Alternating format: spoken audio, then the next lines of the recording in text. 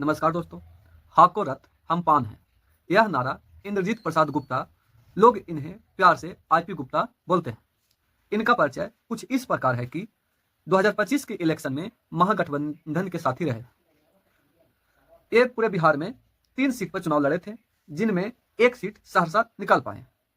इनका पार्टी का नाम भारतीय समावेशी पार्टी या इंडियन इंक्लूसिव पार्टी है।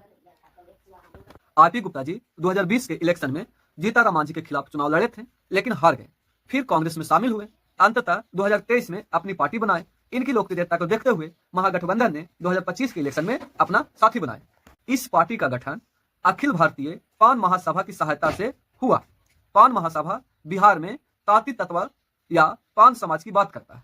पान समाज मतलब आप खाने वाले पान नहीं, जिनका खेती होती है उनका जाति। ताती तत्व समाज पारंपरिक रूप से कपड़ा बुनने का काम करती आ रही है हजारों वर्षों से, लेकिन भारत के सभी सरकारों द्वारा इस समाज पर कुछ विशेष ऐसा ध्यान नहीं दिया गया, जिसके कारण ये समाज अपने पारंपरिक काम धंधा से दूरी बढ़ाते हुए इस समाज के अधिकांश लोग राजमिस्त्री हैं। चूंकि आईपी गुप्ता जी के पिताजी भी एक राजमिस्त्री ही थे। इन्हीं सभी के कारण अपने समाज के लोग लेकर के ये अपने पार्टी का चुनाव चिन्ह करनी रखे थे। 2025 के इलेक्शन में एक दिन में 80,000 करनी खरीदने का रिकॉर्ड इनके पार्टी का चुनाव चिन्ह ही है। हालांकि आईपी गुप्ता जी एक पढ़े लिखे नेता है। राजनीति से पहले इंजीनियर थे, आईटी क्षेत्र में काम किए हैं और मुंबई में व्यवसाय से जुड़े हुए हैं।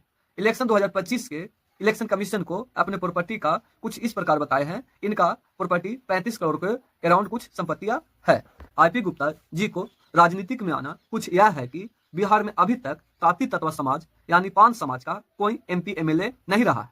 रहे भी है तो कोई उनका बड़ा चेहरा नहीं है, जो अपने समाज का कोई ऐसा बड़ा चेहरा नहीं है। साथ में पान समाज को राजनीतिक पहचान दिलाना और आरक्षण को लेकर आगे बढ़ना, ये सब जिम्मेवारियां आईपी गुप्ता जी आगे लेकर के चल रहे हैं। बिहार के सभी नेताओं की तरह आईपी गुप्ता जी भी अपने समाज के लोगों को एकजुट किए, अपने समाज की समस्या को समाधान करने की बात किए, अपने समाज की हितैषी दिखाएं। क्योंकि सभी लोग जानता है कि बिहार में राजनीति का शुरुआत जाति से होती है। उनके हक, अधिकार और पहचान की बात को लेकर आगे बढ़ते हैं, उसके बाद और आगे बढ़ते चले जाते हैं और इनसे इसी प्रकार लोग जुड़ते जुड़ते चले जाते हैं, अपने पार्टी बनाकर चुनाव लड़ते हैं और बहुमत में आने के बाद अपने समाज के साथ कितना खड़े उतरते हैं, ये आप सभी भलीभांति जानते हैं। लेकिन आईपी गुप्ता जी उन सभी नेताओं में से नहीं है जो अपने समाज, अपने जाति को भूल जाते हैं। अभी तक तो आईपी गुप्ता जी अपने समाज के प्रति खड़े रहते हैं। हर कहीं किसी के साथ मुसीबत आता है तो उनको साथ कंधे से कंधे मिलाकर चलते हैं। देखिए कब तक चलते हैं। लेकिन बिहार में हम आप सब देखें और जानते हैं कि नेताजी पहले जाति जाति करके अपना चेहरा चमकाते हैं और जब चेहरा चमक जाता है तो लगभग जाति को भूल ही जाता है। इसमें एक दो नेता ना है, सब नेता है। आप लोग सब जानवे करते हैं, जानते हैं तो कमेंट में बता भी दीजिए। बिहार में जिस प्रकार जाति जाति करके कुछ लोग जाति को ही भूल जाता है, ठीक उसी प्रकार आप सभी ने देखा होगा इलेक्शन 2025 में बिहार के बाद लगभग सभी राजनीतिक पार्टी उठा रहे थे कि हम बिहार को ये करेंगे, वहां ले जाएंगे, बिहार को एकदम विकसित करेंगे, इतना विकसित करेंगे कुछ कहवे न करिए। लेकिन सरकार में आने के बाद सब भूल जाता है। पता न क्यों।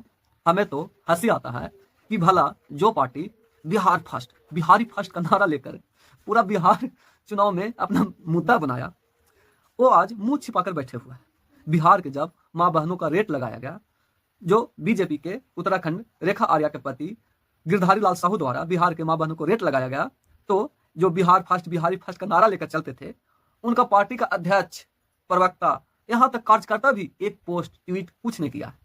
कितना शर्म की बात है। लेकिन आईपी गुप्ता जी उन सभी नेताओं में से नहीं है। जब बिहार के माँ बहनों को रेट लगाया जा रहा था तब चुप नहीं बैठे, आवाज उठाए और एक ऐलान भी किए कि आरोपी गिरधारी लाल साहू को जो पकड़कर लाएगा उसको 10 लाख इनाम देंगे। साथ में आईपी गुप्ता जी सड़क पर पार्टी के साथ उतरे दिखाई दिए।